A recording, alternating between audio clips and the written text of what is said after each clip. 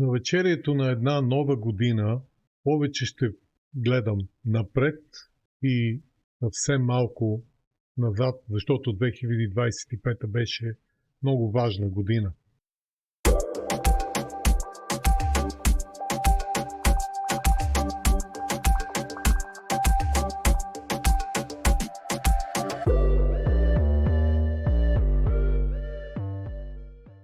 Това беше годината, през която Доналд Тръмп се завърна на власт и с него здравият разум.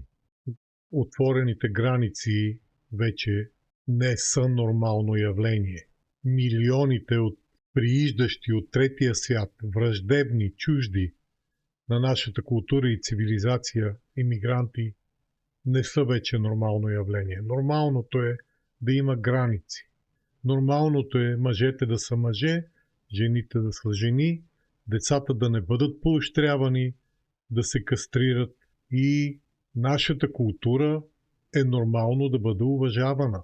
Нормално е и белите хора да бъдат уважавани, включително и белите мъже, представете си. Това се случи през последната една година, още през първите и месеци, благодарение на идването на Доналд Тръмп на власт в Белия дом. Отново стана нормално да се говори, че не е добре Китай да не позволява чужди стоки да бъдат продавани на техните пазари, не е добре те да крадат чужди технологии, по този въпрос не трябва да се мълчи и други такива неща се случиха през 2025 година, които можем да обобщим в едно изречение – връщане към нормалността. Аз ще си позволя да направя няколко прогнози, които са лесни и не рискувам особено. Една пожелателна все пак и тя е Владимир Путин да бъде осъден, затворен, арестуван, да падне по пътя към килията от някой висок етаж. Нещо такова да му се случи, сърдечен удар, нещо изненадващо. Някой ден да започне с тази новина. Защото този човек пренебрегна цялото международно право, нападна една страна, която нито един момент не е застрашавала, ядрената сила Русия и която е много по-демократична от Русия, за да бъде обвинявана, че е била фашистка държава. Заради този човек загинаха над 1 милион руснаци и украинци. Владимир Путин е първият масов злодей, който поне развитият свят с всичките условности, в който влиза и Русия, познава от Втората световна война насам. И след това сталинските и преди това лагери и тези на Хитлер, на Мао Цзедун в Китай, камбоджанските кмери и там някъде се нарежда Путин, но през 2022-2025 година, което е абсолютно недопустимо. Абсолютно скандално. Разбира се, скандален е и пасивния начин, по който Западът реагира. Тази война разкри колко малко сме подготвени, особено Европа, но и не само, и Америка. Изведнъж всички казаха, ние нямаме снаряди. Представете си какво би се случило, ако трябва да воюваме с Китай месеци и години наред, с китайската многомилионна армия. Оттам нататък най-интересната тема за дискутиране е как изкуственият интелект ще повлияе на всички ни. Ако предпочитате да си въобразявате, че няма нищо да се случи, че няма да ви засегне, тогава вие сте благословени с скудоумие и някакъв душевен комфорт. Но не е много възможно и все по-трудно е човек да се изолира от предстоящото. И аз в никакъв случай не се наемам и няма да успея, дори да бих опитал, да предскажа как би изглеждал живота с изкуствен интелект и роботи, които са масово разпространени, роботи в производството, в администрацията, в лекарските кабинети, в правото, в съдебните зали, държавната администрация и в домовете. Аз съм абсолютно съгласен с Илон Мъск, че предстои ера на благоденствие. Опасенията на тези, които смятат, че богатите ще приберат всички пари и ние ще скитаме по улиците голи и боси, няма как да се случи, защото богатите имат нужда от купувачи. Това е икономика на потреблението и нашите общества имат достатъчно интелектуален, комуникативен капацитет да генерират формули, при които това изобилие, създавано от работници, които се трудят денонощно, никога не се уморяват, не стачкуват, нямат отпуски, майчинство, не им се налага да излязат малко по-рано. Работят. Като се счупат, ги заменят с някой още по-работлив, още по-бърз, още по-усъвършенстван модел. Това наистина вярвам, че означава изобилие. Ако се притеснявате какво ще правим ние хората с това изобилие, дали няма да оскотеем, това е резонен въпрос, но се сещам за други периоди в историята, като този на Римската империя, когато всеки е имал роби и на практика не се е налагало да работи. Всъщност през голяма част от историята хората са имали роби и не им се е налагало да работят, поне да вършат тежка работа. Вършили са някакви приятни занимания. Някои са оскотели, други не са. За мен е много по-интересна темата какво бихме могли да направим с тия роботи, освен изобилие от обувки, коли, компютри, жилища и така нататък. Сещам се за няколко най-интересни теми. Едната е тераформинга. Земята е твърде негостоприемна планета. Много малки части от нея са удобни за живот. Или е много горещо и няма вода, или е много студено и така, земята е неплодородна, изтощена.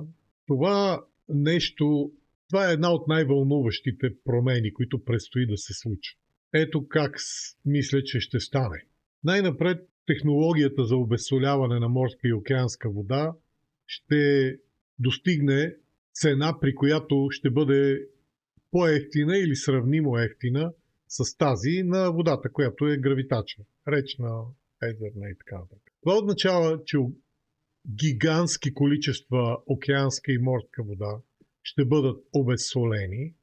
Солта няма да се връща обратно в океана, а ще бъде преработвана, така че няма да тровим околната среда в този процес и с тези гигантски количества вода би могло да се напояват гигантски количества земя, би могло да се създадат изкуствени реки и езера в най-невероятни места от планетата, които в момента са необитаеми и там да има живот, какъвто мислете си за Алпите или за Нова Зеландия, такива с умерен климат и така. Да, в Саудитска Арабия пак би имало жега, но ако ти имаш огромно количество вода, това само по себе си вече намалява температурата. Това означава, че можеш да имаш зеленина, която също сваля температурата.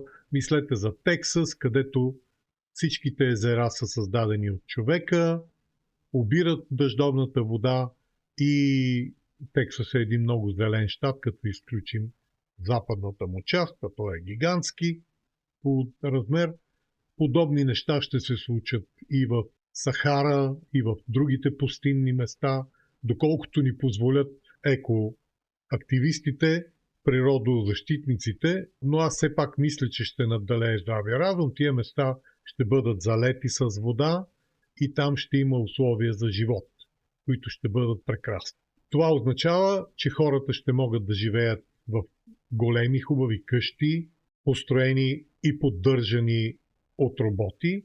Тези къщи ще бъдат част от прекрасни общности, който иска с други хора наблизо, който иска по-надалечко, в едни невероятно добре поддържани жилищна среда, където сградите се боядисват и реновират редовно, пътищата, ако има такива, ако не летим, ще бъдат идеални.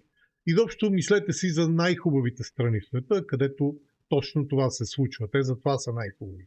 Сградите в Холандия или в Дания не са красиви. Те са прясно боядисани и това ги прави красиви. Дори една панелка да вземе, ако я поддържате, тя ще изглежда окей. Така че с поддръжката, с безплатната работна ръка или много ефтина на роботите, ще дойде един не просто по-висок стандарт, но ще дойде една по-красива околна среда. Това означава и природа, и зеленина, която се поддържа по-добре, и много други хубави неща. Ефтината работна ръка обикновено води до много хубави неща. Това означава хората да дадат изява на своя собствен стил.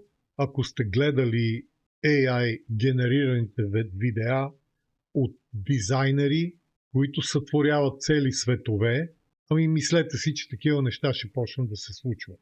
Ще можете да си изфантазирате своята къща, своята кола или там превозно средство, своите дрехи, своята прическа в едно здравеопазване, което ще генерира лекарства за вашия организъм, по ваша мярка и където продължителността на живота в резултат най-вероятно ще се вдигне и други фактори ще съдействат в тази посока. Например това, че едни по-модерни технологии не само ще опазват околната среда, такава каквато я харесваме, чиста, зелена, чист въздух, чиста вода, те и ще рециклират. Един от най-големите проблеми при рециклирането е, че трябва да се ровиш в дреболии, да отделиш пластмасата от метала, от платката и това нещо или е много скъпо, или е много неприятно да се върши от хора. Скоро това нещо ще се върши от машини и тогава всяко елементче, което сме създали и изхвърлили, ще бъде рециклирано. Надявам се и за пластмасите да намерим решение. Нещо друго интересно. В земеделието голям проблем е борбата с плевелите, защото бабите, ако си спомняте, плевяха. Термина плевене изчезна, ние започнахме да тровим с химикали, да избиваме бурените, като в процеса избиваме и всичко останало, кажи речи.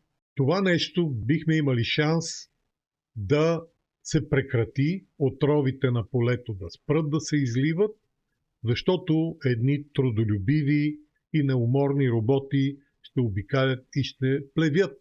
И оттам пеперуди, пчели, една природа, която е все по-органична, защото химикалите не са ни нужди, за да я контролираме непрекъснато.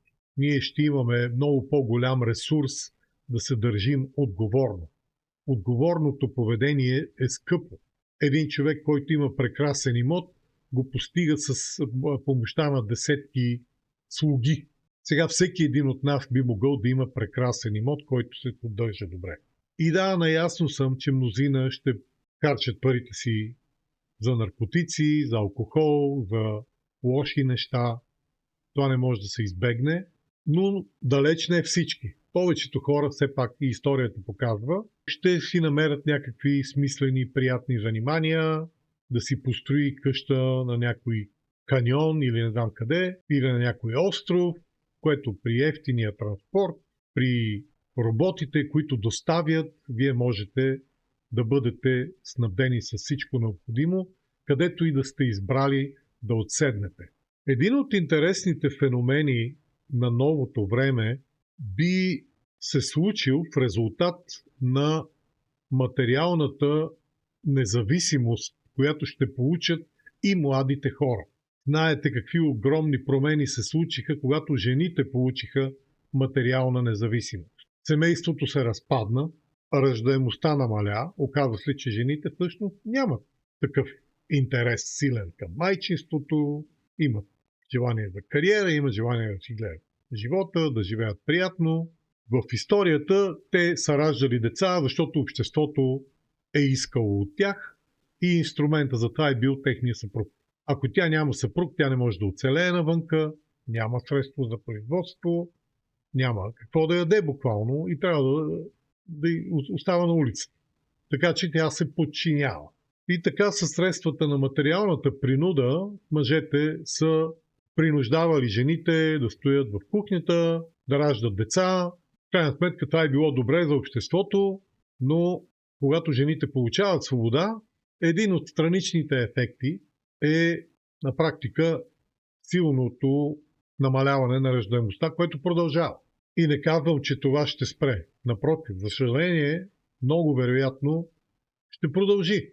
Не виждам причина да спре, колкото и да ми се иска. Единственият начин, който аз виждам да възобновим раждаемостта е да убедим жените да раждат. Не да ги насилваме. Да стане културно прието, да стане модерно да имаш деца. Това няма да стане като в филмите в Холивуд, семействата имат по едно дете.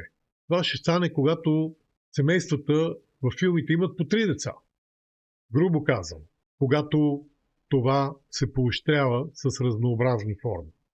Но връщам се на следващата стъпка в посока материална независимост. Такава ще получат и децата. Ще бъде много трудно да ги държим вкъщи, когато ще бъде много лесно те да получат някаква стипендия, същата каквато и родителите им получават, пак по Илон Мъск, безусловния базисен доход.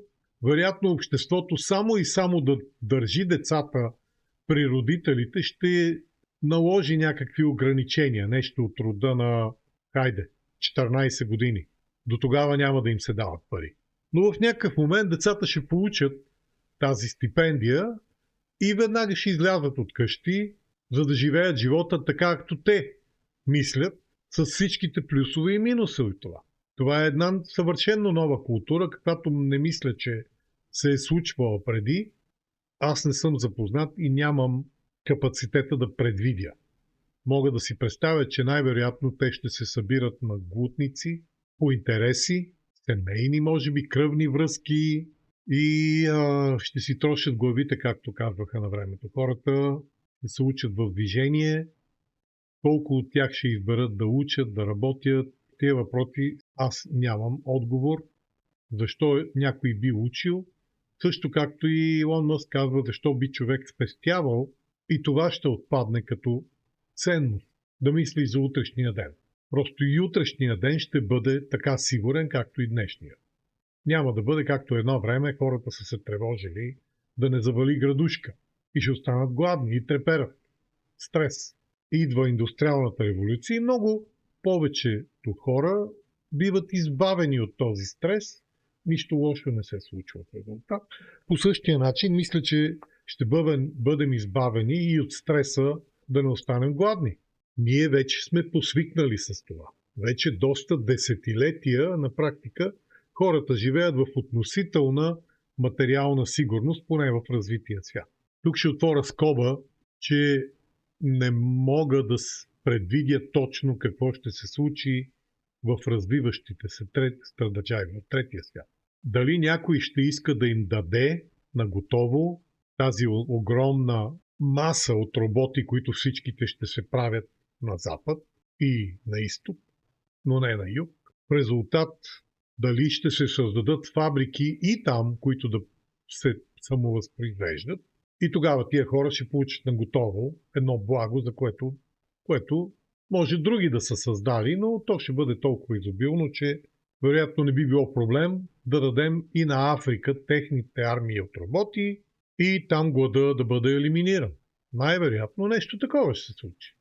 Ще има бизнес елемент, но общо ето в един момент много от нашите понятия за бизнес, за печалба, за целият този цикъл, който се основава на страха от загуба, от глад, от провал, трябва да бъде преосмислен. Това е безумно интересно и според мен безумно трудно да се предвиди.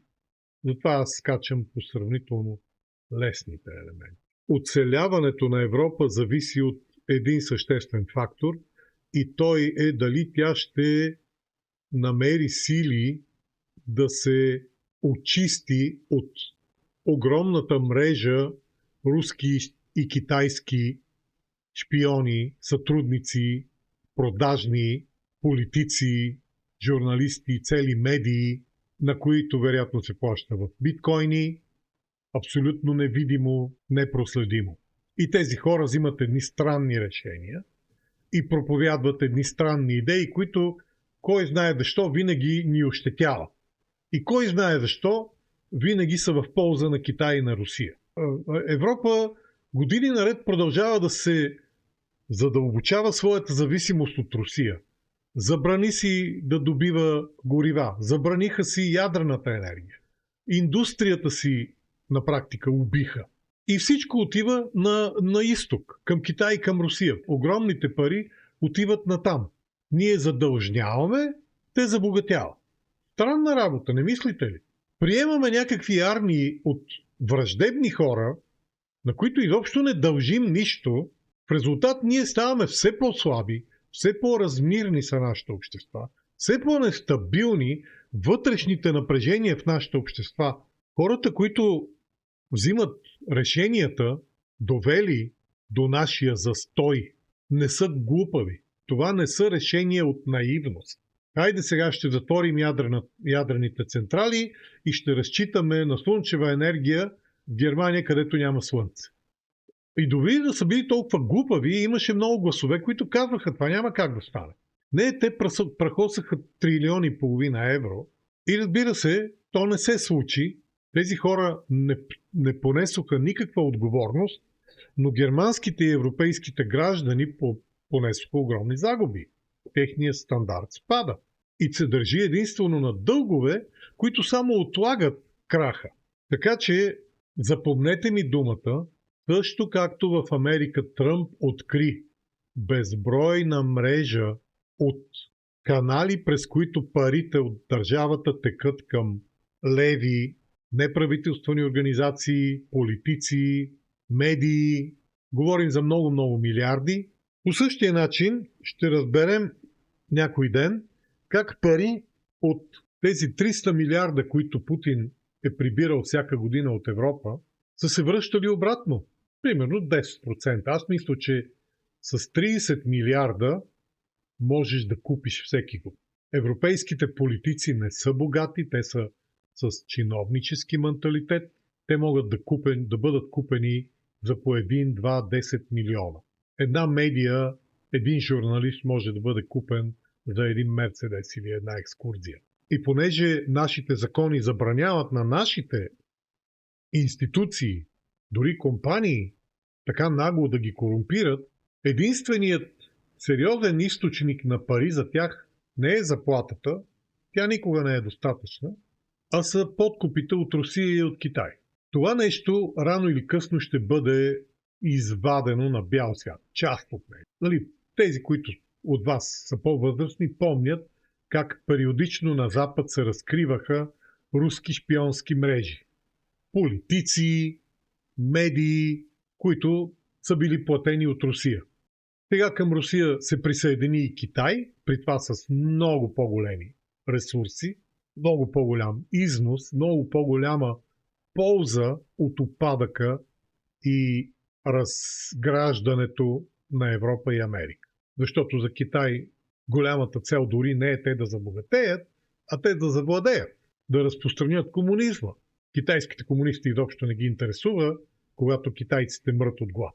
Едва ли би ги заинтересувало, ако европейските им клиенти обеднеят и спрат да купуват голям прас. Те не са чак такива капиталисти.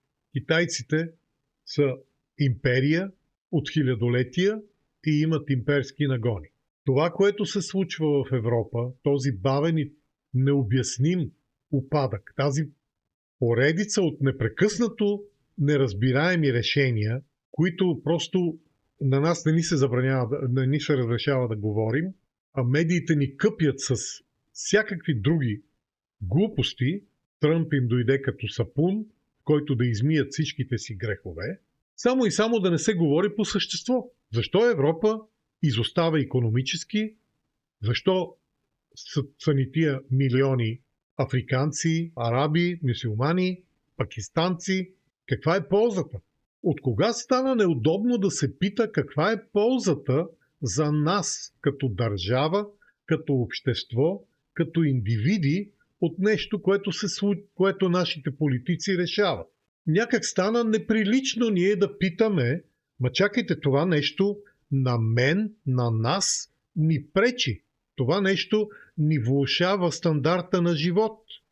Как така Стокхолм стана столицата на изнасилванията в Европа и това мина без скандал? Как така в Великобритания 20 години дечица биват изнасилвани и това се случва?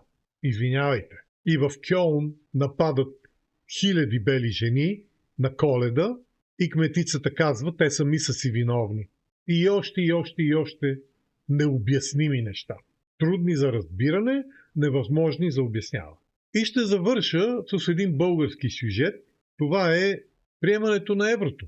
Аз оценявам като огромно постижение на руската пропагандна машина, че успя да убеди голям брой българи, че приемането на еврото е лоша новина. Нещо толкова нормално, толкова редно. Европейските държави, които са вече в Европейски съюз, една икономика, отворени граници, почти федерация, с, дай Боже, запазване на индивидуалните национални черти, но със сигурност общност, където свободно се придвижваш, правиш бизнес, работиш, учиш и всеки има различна валута, моля, айде без тия. Том като щатите могат с долар, том като Индия може с рупии, и Индия е огромна общност от държави. Том като Китай може с една валута, аз не виждам от какво се безпокоят нашите патриоти. Оставям копейките на страна. Тези, които просто гледат какво ще каже руската медия и просто го повтарят. Българите с руско самосъзнание. Те са някакъв медицинско-социален феномен, но твърде много нормални хора, прозападни хора, се тресат от възмущение и притеснение, паника дори, как България щяла да пропадне с еврото, каква инфлация щяла да се случи и прочие глупости. Каква е инфлацията в най-бедните щати в Америка? От това, че са закачени за същата валута като най-високо инфлационните щати, като Калифорния, например. Никаква. Тексас е част от САЩ и има ниска инфлация. Флорида и много други щати имат ниска инфлация, а Калифорния, Ню Йорк и други високо данъчни щати имат висока инфлация. И това не е попречило на долара по никакъв начин. На еврото пречи руската и китайска шпионска мрежа в Брюксел, която всячески се опитва да забатачи нашата общност. Това са хората, които продължават да приемат необяснимите решения, как няма ние да създаваме изкуствен интелект, няма ние да произвеждаме роботи, няма дори коли вече спираме да правим, а само някакси ще изхранваме африкански физици и химици и ще произвеждаме прескъпа енергия, която ще накара европейци в западните държави, в Германия, в северни държави да не се отопляват през зимата. Тези бандити са истинския проблем на Европа, не е еврото. Успокойте се, гледайте си бизнеса, гледайте си живота. Еврото е окей валута. Българския лев е просто една държава с размера на град. Извинявайте, все едно Далас да има своя валута. Не ставайте смешни. Не се връзвайте. Запомнете, Русия има една главна цел в Европа и тя е да ни разделя. Те го казват по техните медии. Ние искаме да имаме луфт за маневриране. Ако имаме една политика, нямаме европейска, нямаме къде да правим маневри.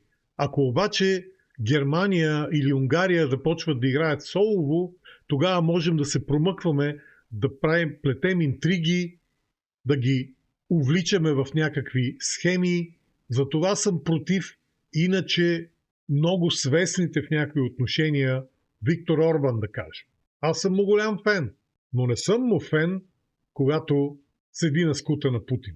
Дори Унгария да има някакви ползи от това, пак не съм фен. А не съм сигурен дали Унгария има полза. Сигурно купуват ефтино от Путин. И какво? За благодарност разделят Европейския съюз. 100% съм за Орбан, когато не иска имигранти.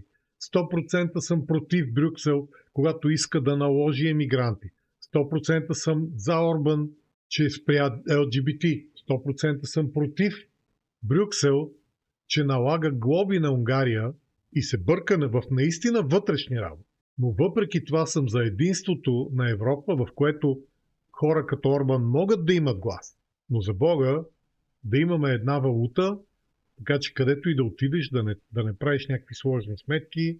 Нямам идея защо някои държави не искат да имат евро, да приемат евро. Но се съгласете, че същите тия държави или някои държави правят такива върховни глупости. Ето Германия направи върховни глупости през последните 20 години. Уби си ядрената енергетика, уби си индустрията, уби си автомобилостроенето за Бога. Да ще ми кажете, че не могат да направят една глупост унгарците или там, кои още не искат еврото, от глупост. Аз просто смятам, че ние, българите, би трябвало най-малкото да се притесняваме от евро. Желая ви успешна година с еврото, да имате много от него, да успее Украйна да обърне там играта, защото ако загубят, лошо. Ако сключат неизгоден договор, също лошо, малко лошо, защото все пак ще спрат да умират хора, но Путин ще получи награда. Надявам се това да не се случи. И всички тия неща са много важни за България. Една победа на Путин, една срамна, унизителна сделка за Запада би дал криле на руските петоколонници в България.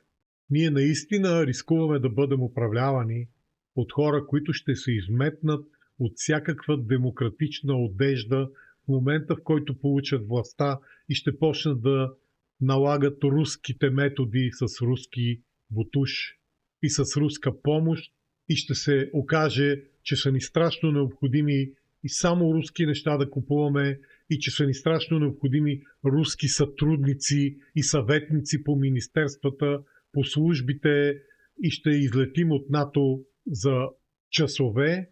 Нали не се съмнявате колко бързо могат нещата да се отаковат, извинение. Видяхме как могъща Америка бе поставена на колене само за 4 години от един хахав, дементен, който отвори границите и не знаеше какво прави. Той дори не е знал, може би, че са отворени граници. Той твърдеше, че не са. Така че да пазим България от студените източни ветрове, нито Русия, нито Китай са алтернатива за нас. Ние сме западна държава с леко източен привкус, който на мен лично ми е много симпатичен, но ние нямаме взимане-даване с тези диктатури, при които се кланяш на някакъв бащица и някой друг мисли вместо тебе. Българин е индивидуалист, не би му харесало. Така че на мнозината, които напоследък започвам да дочувам да казват, при Китай бихме били по-добре, искам да ги кажа да се усъферят. Бъдете здрави, благодаря, че гледахте.